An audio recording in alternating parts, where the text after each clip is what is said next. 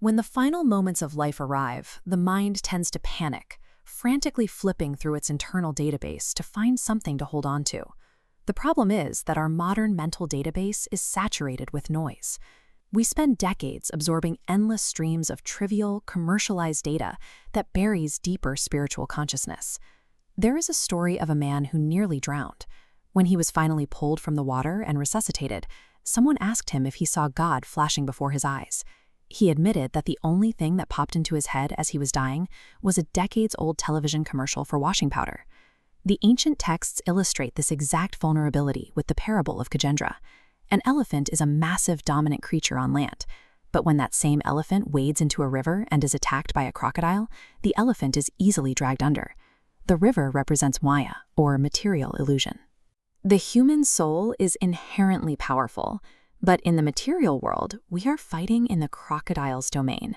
In this environment, the soul is entirely outmatched by the forces of distraction and spiritual amnesia. Relying solely on human willpower or standard morality is a guaranteed loss.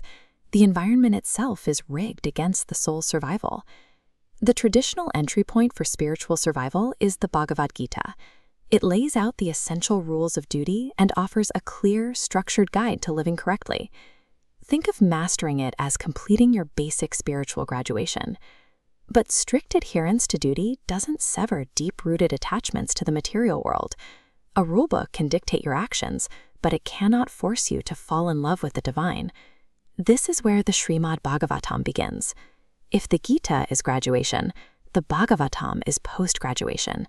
It abandons transactional rules entirely and shifts the focus toward pure, overwhelming devotion.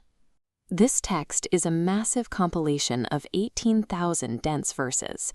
It is universally recognized as the king of the Puranas because it strips away all peripheral rituals and focuses exclusively on unadulterated love for the divine.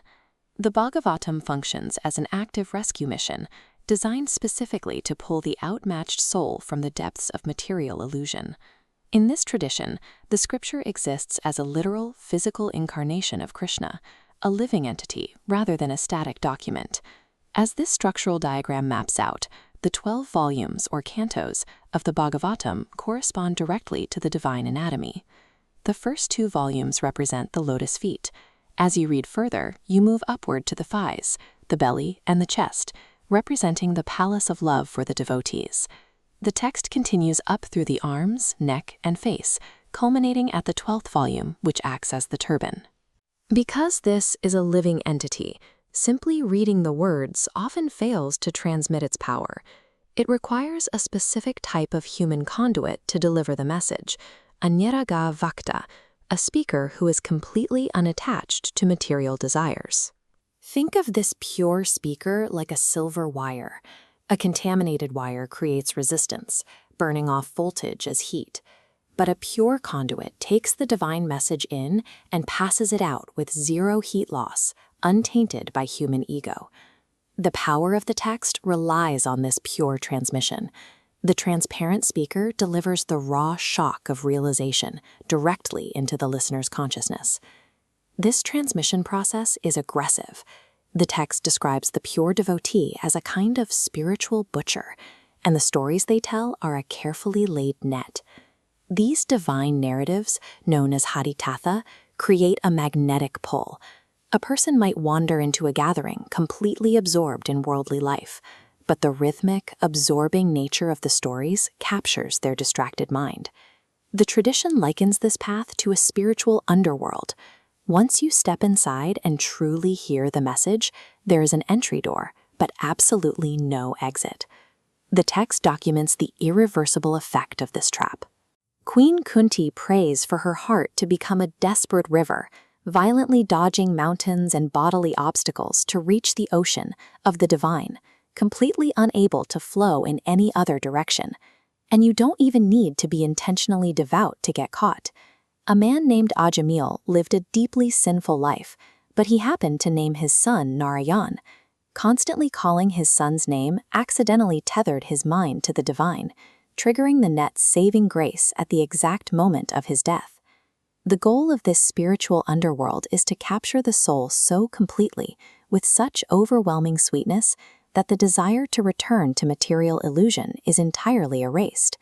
Once the mind is trapped in this current, the psychological architecture of the individual begins to change. The constant friction of comparing yourself to others, the deep-seated enmity in the material world, is gradually replaced by mutual appreciation and divine love. This psychological shift builds toward an ultimate safety net. The modern spiritual leader, Srila Prabhupada, made a stark promise to his students regarding the terrifying final moments of life. A worried student asked what would happen if, despite a lifetime of practice, they panicked at the moment of death and forgot God. Prabhupada replied that if a person commits to the practice during their life, remembering the divine at the end is no longer their burden. It becomes the divine's responsibility to bring that memory to them. This guarantee is rooted in the concept of Shabda Brahman. The supreme absolute reality manifests physically as pure divine sound. This frequency doesn't stay confined to a temple. It actively pierces the environment, pushing back against the heavy, commercialized grid of the modern world. The Shrimad Bhagavatam operates as an inescapable rescue mission.